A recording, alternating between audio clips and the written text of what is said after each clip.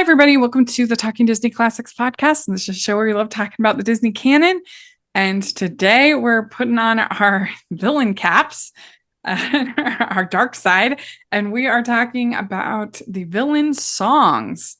Really fun. We're going to be doing a ranking of 14 of the villain songs, and it should be pretty fun. And I'm Focus Grace Wagner. Stanford's here. Hey, how are you? I'm good. How are you? Well, I'm doing great. Thanks for including me on this. This has really been fun. Yeah. It's interesting because there's, of course, the villain songs became pretty iconic in the Renaissance, but there's actually not as many as people think. Yeah, they're kind of further and far between, aren't Yeah. they? Yeah. I mean, there haven't been any for a long time, aside from in Wish. But there was a pretty big gap where there weren't any. And then also at the start, most of the early fairy tales and things didn't have a villain song in them. And what I decided to include in this ranking is I only included songs sung by the actual villain themselves. So that took out songs sung about the villain, like the Prince John from On the Robin King of Hood, England. King of England, Yeah. and Cruella de Cruella Vil, de Vil. Yeah. the Captain Hook like shanty song. Yeah. That's out. And I also didn't include the Prince Ali reprise. Just because I don't know, it just didn't seem like a full song.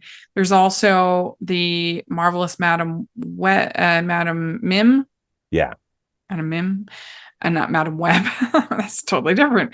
Different. Madam Mim, because when you actually listen to it, it's kind of just talking. She's not really singing, so it didn't really feel like a song to me. Yeah. And then also, I thought of some of the package films, particularly the Headless Horseman song.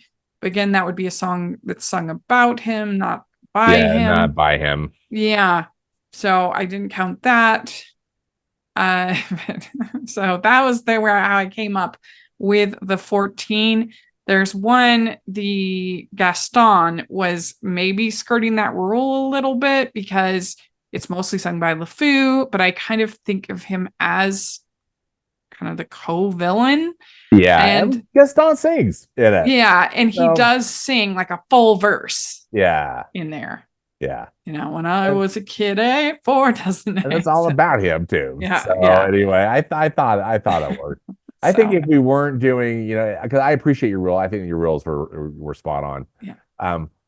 Because like Cruella de Vil, I mean, it's all sung by Roger, the whole song. And I probably would have picked Cruella de Vil. Just if someone just said pick a villain song, for me it's Cruella de Vil. But I agree with you. It doesn't fit in with this framework. So I really like these ones that you've picked.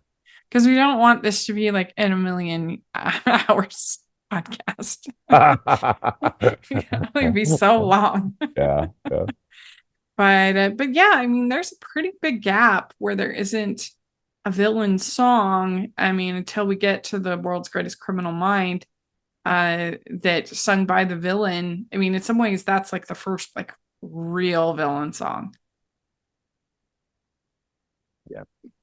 Which is you don't really think about that's like the first villain song. But I mean, the first technically that we have on our list is actually the Siamese Cat song. Yeah. But yeah, so I guess that's technically the first villain song. But still, I don't know. You just don't think the Ratigan is so like you don't realize that this kind of started this trend that happened in the Renaissance. Yeah. Mm-hmm. So we have 14 songs, and so what do you have at 14? Well, this is the thanks I get from Wish because really, Wish kind of sucked. Yeah. It just sucked. So sorry. And the song's not good. I didn't like any of the songs from Wish, including this one. Yeah, I get it. Sorry to be so negative. I wanted it to be so something has to be on the bottom, and I don't have it much higher, but I do have mine at the bottom because yeah. Yeah, because not only is it I think an awful song, but it's about a real person who like really lived and was starving to death, like to make him into this one note monster, all he cares about is gold, gold, gold, mine, mine, mine. It, to me, that adds a layer to it that, I mean, they literally starved at Jamestown, colonies. Like it wasn't pretty. And so I don't know, that to me makes it the worst. Is it's about a real person who actually lived. Mm-hmm. Yeah. And I don't like the animation of the sequence. I don't like it's one of my least favorite Disney songs. Mine, mine, mine. Yeah. But so that's what got the lowest for me. What do you have at 13? I think I have Shiny. Mm-hmm. I don't hate Shiny. I think I've just talked to many people who don't like Shiny. Yeah. I think it's fun actually, and the animation's I think really stylish and Mm-hmm. and interesting. But also, I just pretty much love everything about Moana.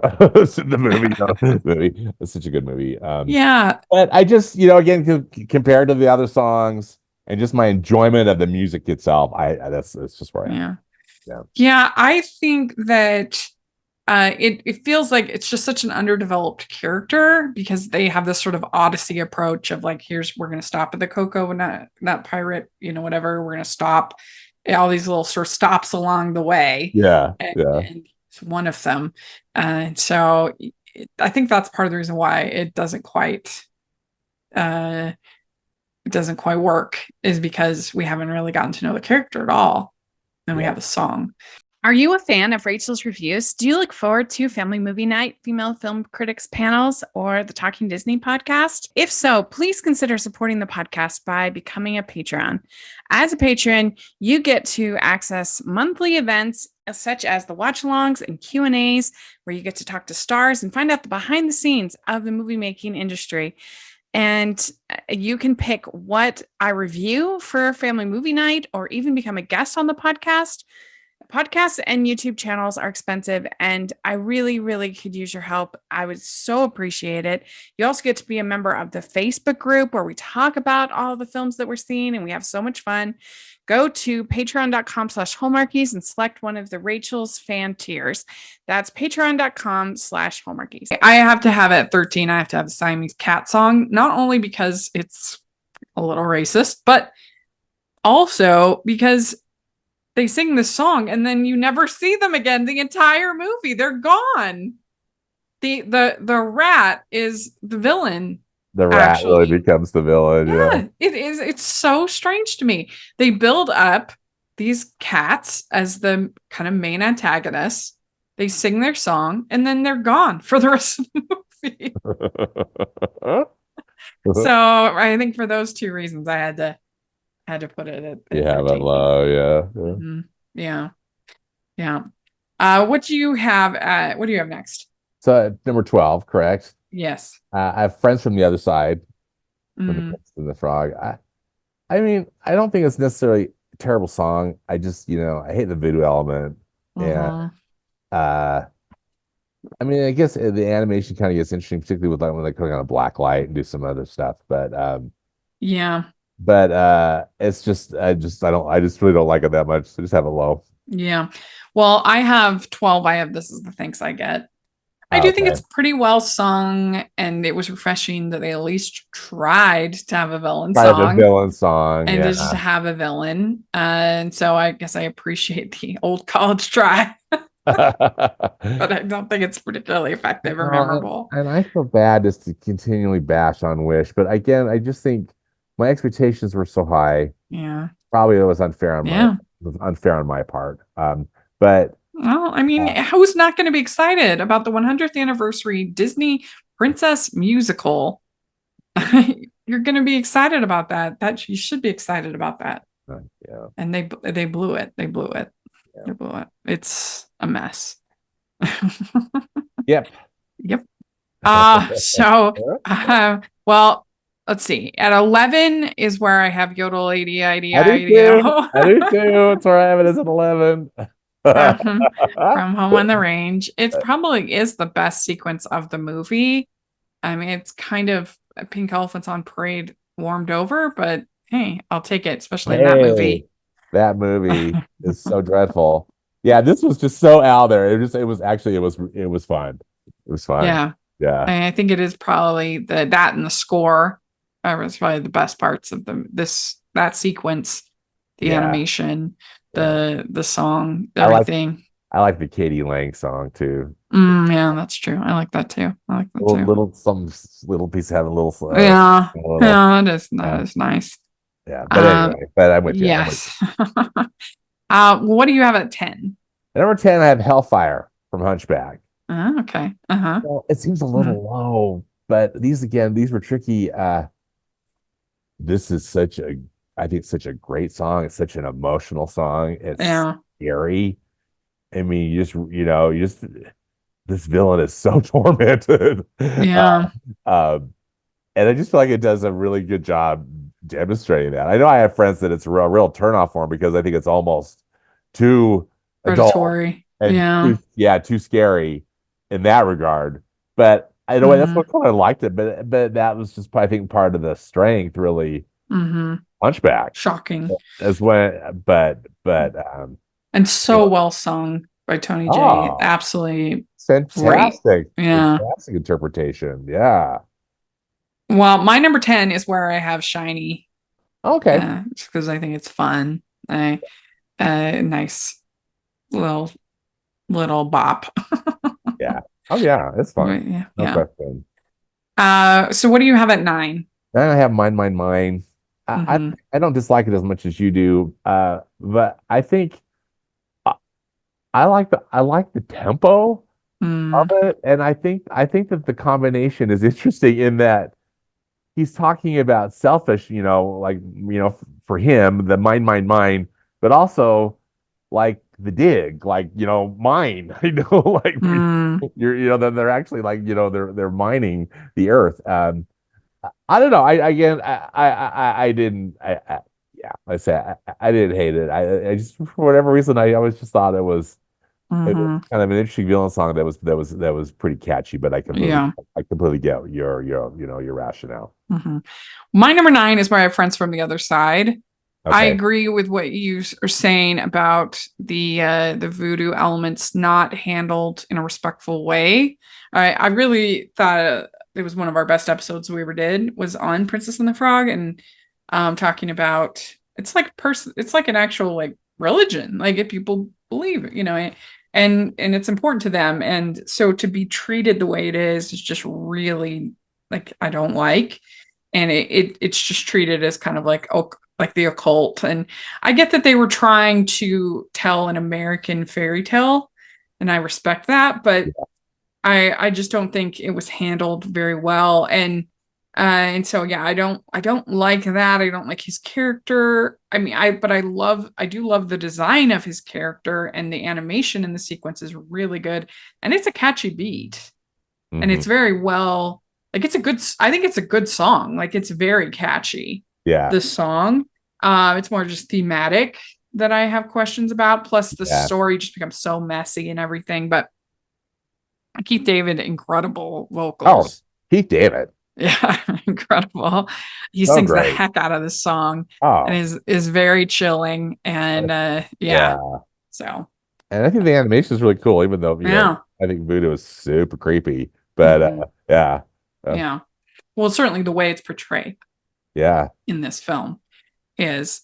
And so, what do you have at 8? I have Mother Knows Best. Oh, okay. Which again, maybe a bit low. I gotta tell you, I have got such a crush on Donna Murphy. I love her so So much. much. I love I her so know. much. And Mother Gothel is such a good villain, and Donna Murphy was just brilliant. I thought she was just absolutely perfect. For me, it's just more of just like I like these other songs better. You know what Mm-hmm. I mean? Even though I think this song is just brilliant and she's brilliant. Yeah, so wonderful. I have it pretty high, but I forget which is the Star Trek. She's in one of the Star Trek movies, and I'm just thinking like, why is it Mother Gothel singing? Like, it was distracting. Well, yeah, and I've been going to these Spidey Mondays, seeing Spider-Man movies every Monday, and she, she's in Spider-Man 2. She plays Doc Ock's wife. Oh, that's right. She's only in it for like 10 minutes or the most, Star Trek Insurrection. It's the one where they have like there's kind of the cult planet thing. And I was just like, why is Mother Gothel on this planet? Iconic voice. Absolutely iconic. She's brilliant. And yeah. So I so just don't wish to downplay her performance in any way, because it's great. It's just these other ones I just personally like better. Yeah. Well, my number 8 is where I have Hellfire. Okay. Such a well-written song. It might be one of Alan Menken's best, just as far as the way it builds momentum and the way it's a very rich song, and very well written by Schwartz, and right? Is it Steven Schwartz? Yeah, Steven Schwartz. Yeah. And Menken. Yeah. So it's chilling, and I'll never forget the first time that I saw Hunchback of Notre Dame. I was watching these kids. I put it in. They were the nephews of my friend, and I was just like, "What?" Yeah, I could not believe that this was a Disney film, and I was shocked. I was shocked by the song. So in that sense, it really did its job. Yeah. Oh yeah. No, it's not particularly family friendly, No, and he's already killed his mother, Quasimodo's mother, at the beginning, and just ruthless. And so, that's why I have it 8. What do you have at 7? So 7, I'd Be Prepared, The Lion King. Oh, okay. I just love Be Prepared. So good. It's so good. Jeremy Irons just nails it. I think it's just, again, just terrific. It's a great song, but fantastic instrumentation, in that arrangement film. Love all the percussion, the different uses of instruments. Yeah. The animation is just absolutely stunning. I hate to even bring it up, Rachel, but I will just for just a minute. The horrendous live action.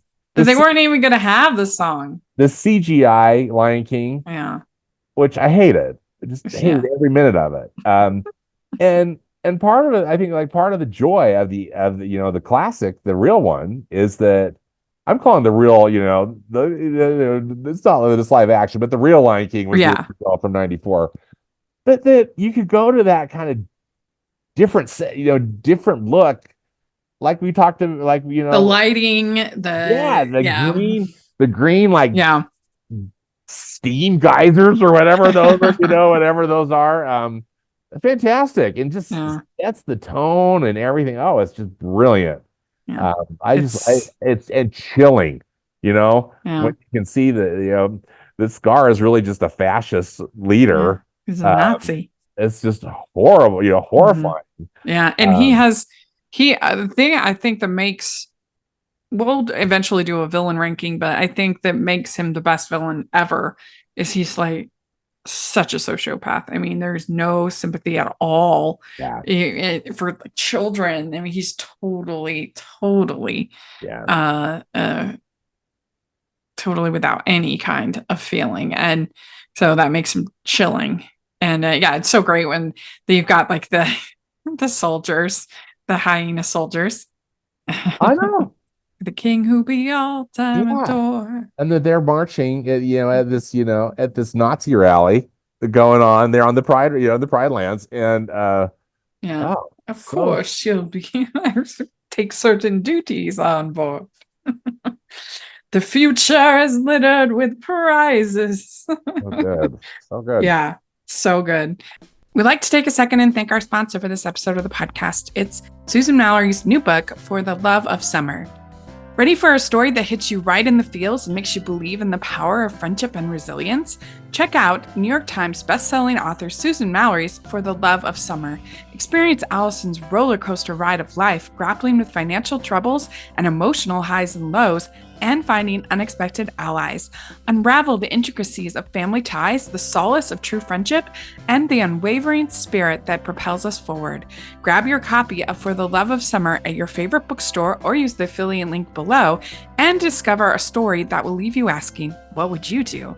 That's For the Love of Summer, available today wherever you purchase your books. My number 7 is where I have The World's Greatest Criminal Mind. Okay. Yeah, I have that 6. Yeah. Yeah. One that I think maybe gets forgotten a little bit, but like I said, there hadn't really been a villain song since the Siamese Cats. Yeah. And so this was a kind of a big deal. Radigan, the world's greatest criminal mind. It's delightful, I think. I just think it's absolutely hilarious. And Vincent Price nails it.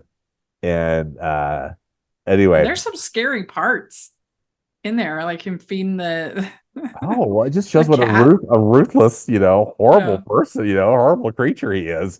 Yeah. Mm-hmm. So you have that at I have The World's Greatest Criminal Mind at 6. Yeah. Okay. So I Want to Be Like You. Oh, nice. At 6. Yeah. And it's pick higher. Very catchy, of course. And it almost doesn't really feel like a villain song. It almost feels just like a self-interested character, song. Just a kind of a bop, Yeah. So much fun. Like you.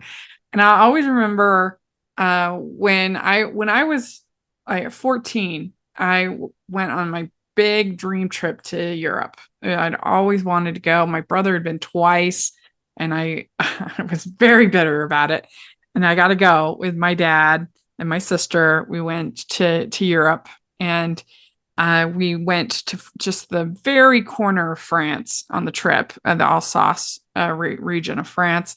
And we were at this cafe. It was on the Bastille Day, and they had this big, party, and there was this band, and they sang Bare Necessities and I Want to Be Like You, and as part of their set. And they had a CD that they were selling, and we got the CD, and for years and years, I don't know if my dad still has it somewhere, but anyway, for years and years we listened to the French band's take on I Want to Be Like You. Oh, fun. Did they sing it in French too, or did they sing it was in English. Sing it in English? Yeah. How fun.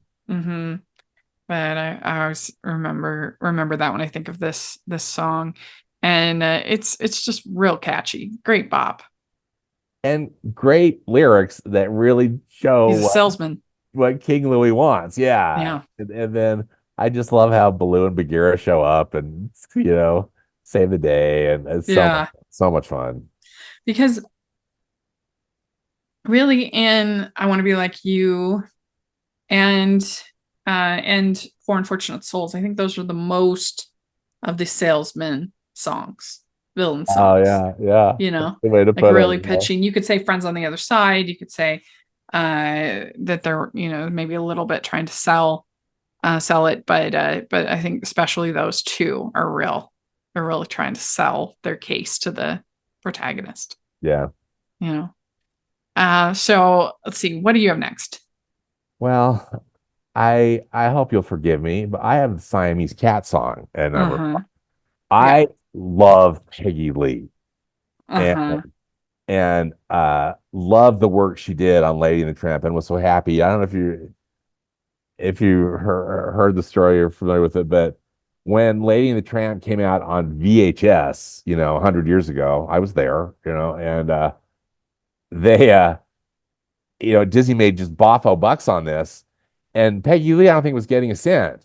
Some of these creatives that worked on this, and she was able to, I think, to sue Disney and get money for it, which I'm so glad she did, because her work on the film I thought was great. And I don't wish to offend anybody, because I know that there's some racial sensitivity that was not there at the time, right? But just Peggy Lee's craftsmanship with multiple songs on that soundtrack, I thought she was great, because she sings the duet with herself. Yeah. Well, and I love, he's a tramp. My stars. That's the best. So He's anyway, a tramp, but I've I always liked the love Siamese him. cat song because to also I mean, thankfully I'm allergic to cats and I don't really like cats. But I truly am allergic. I mean, I've been tested. I can say Yeah, me too. and so I just think so many of them just kind of have these kind of mischievous intent and it just works. Well, Yeah. I always say in my on my home on Hallmarkies podcast that cats, you have to earn their love. Dogs just give it freely. That's right. Dogs love everybody, but cats, yeah. Cats, you have to earn their That's a love. good way. That's a good way to put it. So But I just anyway, think it's so odd that they set them up, you sing the song, and then you never see them again. They're just gone. well, it is a good point, but I just feel like they were sure an initial presence to get Lady to get the muzzle put on, and then Right. for her to run away. But I hear Yeah. you. Yeah. I hear you. Well, my next one is where I have Gaston. Okay. And it's such a funny song. It's so good. I mean, I love it. We're talking peak. These next five are very, very strong, all five. But yeah, I mean, it's hilarious. It's definitely probably the funniest of all of the villain songs. And I love Richard White. His vocals are so good. So He's good. so good as Gaston. And it's really smart because he's everyone's favorite guy. And he lets one person not liking him eat away. And that can happen in life. Yeah, I think that That you you get find out someone possessed. doesn't like you, and it can really. There's a Yeah. great episode of Frasier with that where he finds that the one person in a focus group doesn't like him, just says that he doesn't like him, and he like can't let it go. He like starts getting, yeah, it's a really funny episode. But that can happen in life, and of course he takes it to this evil place. He's no monster, Gaston. You are. Yeah, Gaston's the monster. No question. Yeah. Yeah. I eat 5 dozen eggs every morning to help me get large. Funny. And LeFou, I'm afraid I've been thinking. Dangerous pastime. I know. So good. Yeah, I got a little higher. I Yeah. love it. So Yeah. good. What do you have next? So number 4, I have I Want to Be Like You. Yeah. Just because I love the Jungle Book and I love that song. I love that song. I love Louis Prima's performance Yeah. and so just such a blast. Yeah. Number 4, I have the Mob song. Oh, nice. Okay, I have that at number 3, the Mob song. It's so good. The animation is maybe some of the best ever in the history of Disney in that sequence. And again, you get that great line. He's no monster, Gaston. You are. She's as crazy as the old man. He'll come after you in the night. We'll sacrifice our children to his monstrous appetite. It's time to take some action, boys. Yeah, it's the way that it builds momentum. Yeah, is so good, and the way they use light and color for the animation is brilliant. so good. Throughout that whole thing. And 50 Frenchmen can't be wrong, as it says. He's a beast. He's got bangs, major sharp ones, killer claws for the beast. Yeah, it's great. So that's your number 3. Yeah, that's my number 3.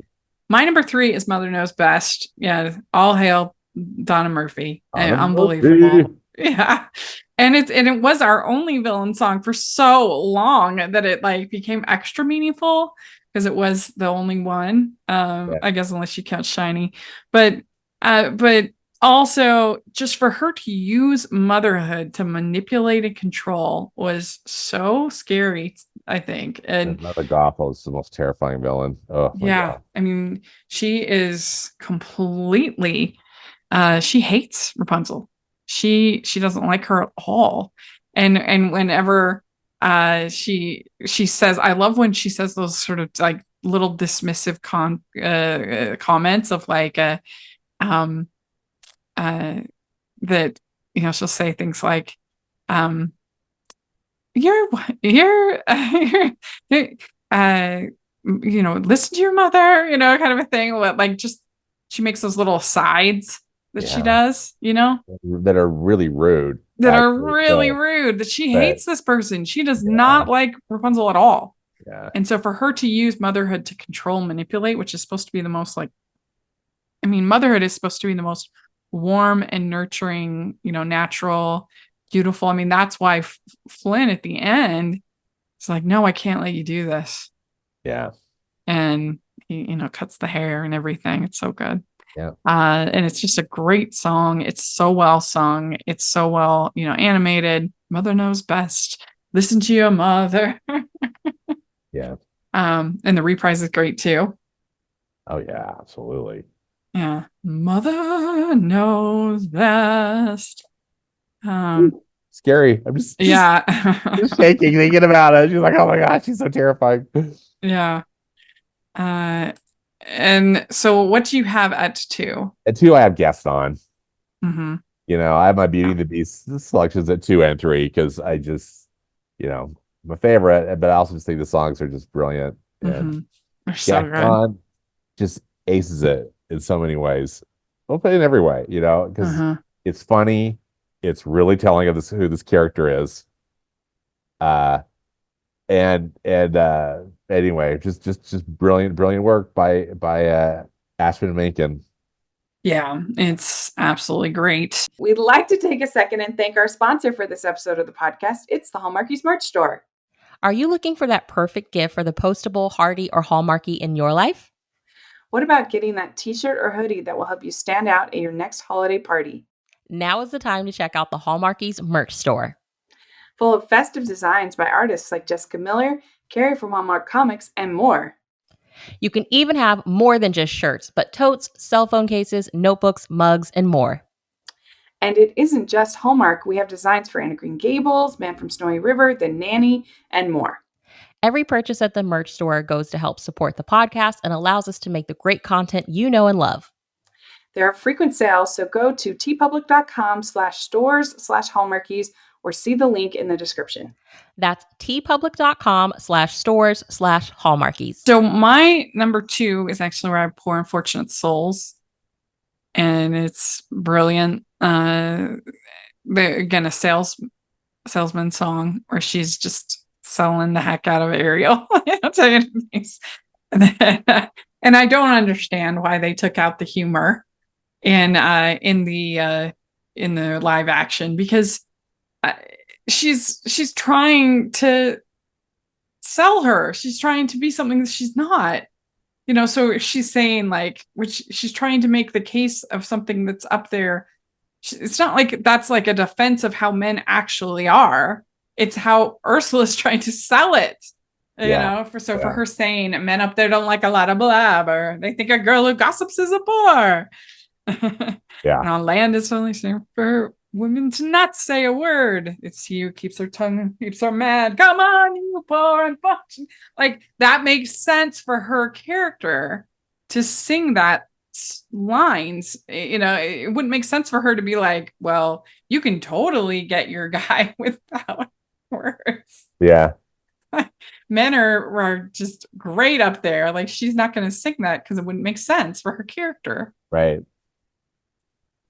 But it's a great song. It's really funny, and that Pat Carroll decided to use this voice was so brilliant, and to be this sort of truck driver take on Divine drag queen thing. It was brilliant and creative. It was a really creative choice. And I know Howard Ashman was really involved in that. There's video of him showing up as Ursula with the animators, and I mean he got a story credit on the movie, and that's not always a lyricist doesn't always get story credit. And he was intimately involved in the creation of the characters and the story. Yep, great stuff. Yeah. Come on, you poor unfortunate soul, go ahead, make your choice. I'm a very busy woman and I haven't got all day. But don't much. Yeah, just your voice. Well, my number 1 is where I have Be Prepared. I just think I do think the Scar is the best villain in the history of Disney, because he takes things to an even darker place than even Ursula does. I mean, he kills his own brother in cold blood and blames basically a child on it, and manipulates and controls his nephew and to take the fall for killing his brother. I mean, that's some twisted stuff. And so then Be Prepared is, I love everything about it. The animation, the Jeremy Irons / Jim Cummings, they both sing, as the performance. It's so chilling. It's so well done, but it still manages to also be like a little bit funny, just because of his disdain to take certain duties. The future is littered with prizes. Yeah, it's really good. Even you can't be caught unawares. So it's, I think, the best villain song in the history of Disney. And I agree with you. The fact that they weren't even going to include it in the live whatever, in the CG version, is just ridiculous and absurd. But yeah, it's a terrible movie. But this is a really great movie, and you just see how he was able to manipulate and control so effectively, not just Simba, but the entire kingdom. Yeah. Oh yeah. Mm-hmm. He liked everybody, and got them to follow him. Mm-hmm. Yeah. So you have, I think, number one, Unfortunate Souls. Yes. For me. The Little Mermaid represent. It's just I think, and as to say, this worked for me, Rachel, when you gave me the list. Poor Unfortunate Souls was number one. I mean, just instantly after I read, like, okay, well, that's number one. Number 14 was This Is the Thanks I Get, and then everything else was just kind of vying for, the rest of the spots. Because it's so funny, and it creates such a compelling character. That I love the asides to Flotsam and Jetsam. Flotsam, Jetsam, now I've got her girls. The boss is on a roll. Yeah. Pathetic. just Pat Carroll is just as you just just aced it, and it's just great, Dear lady, please don't laugh. I use it on behalf of the miserable, lonely, and depressed. Pathetic. He's such a good villain. Such a good villain. You wonder how she came up with this voice. Because it's such a unique voice. Mm-hmm. To do it. Yeah. It's so great. So great. Yeah. Really good. I said you need that. You need her telling lies about the men. Like, that was just so bizarre to me that people thought that was somehow a chauvinist song that needed to be removed. It's like, she's the villain. Of course it is. Like, come on, they're not all that impressed with conversation. True gentlemen avoid it when they can. But they dote and swoon and fawn on a lady who's withdrawn. It's she who holds her tongue who gets our man. Come on, you poor unfortunate souls.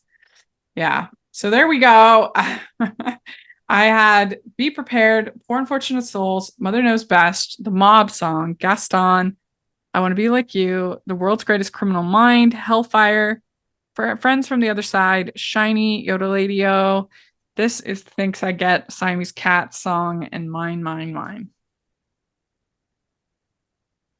Nice. I had number one, Poor Unfortunate Souls, 2, Gaston, 3, The Mob Song, 4, I Want to Be Like You, 5, The Siamese Cat Song. I said that, sorry, I repeat. 6, The World's Greatest Criminal Mind, 7, Be Prepared, 8, Mother Knows Best, 9, Mine, Mine, Mine, 10, Hellfire, 11, The Yodeling Song, 12, Friends from the Other Side, 13, Shiny, and 14, This Is the Thanks I Get. Very good. Well, let us know, if you're listening, what your ranking of these 14 songs would be, what songs you think we should have included that maybe we didn't. Put those in the comments, and I'll put these in this 14 in the description. And so if you want to do your own ranking, just tag us. We'd love to read it or watch it or listen to it. So please tag us and let us know. And Stanford, where can people find you? You can follow my movie musings on Instagram. It's movies past and present, and it's my handle is @moviespap. Great. And you can find me at Rachel's Reviews, all over social media, iTunes, YouTube, and on Rotten Tomatoes. So check that out. Also, you can find us at Disney Talking on Twitter. And you can please, if you are listening on iTunes, please leave your ratings and reviews. We really appreciate that. And if you're listening on YouTube, please give the video a thumbs up, subscribe to the channel. I appreciate that so much. We also have our Patreon group, which is the biggest way you can support us. Really appreciate that. And have the merch store, #Animation Junkie shirts and other fun I'm an Animation Girl shirts. So check that out. And thanks so much, everybody. We'll talk to y'all later. Bye.